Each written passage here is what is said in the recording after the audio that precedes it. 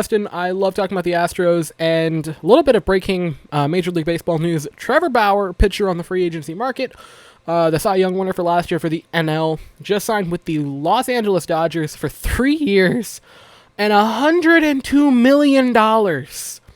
That's insane. That is absurd. Now, a lot of people, myself included, view this as a insane overpayment. And before everyone, jumps down my throat and says, Weston, you're just saying that because you're salty, and because he's a good pitcher and he hates you guys. That's not the reason. He beat up on some bad opponents this year. Again, he played the Tigers a few times. He played the Royals. He played the Pirates, I believe, twice this year to beat up and to get his ERA down to 1.73, which, again, he had a very good year. I'm not going to deny that. He pitched well in the games that he played. I think he beat up on some easier opponents.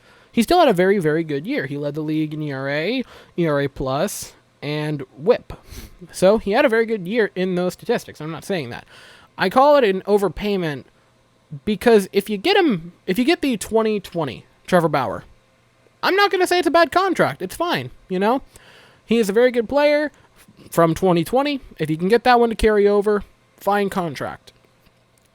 If you get the one from the first, 8 years of his life, from 2012 to 2019, you're getting a not-so-great player.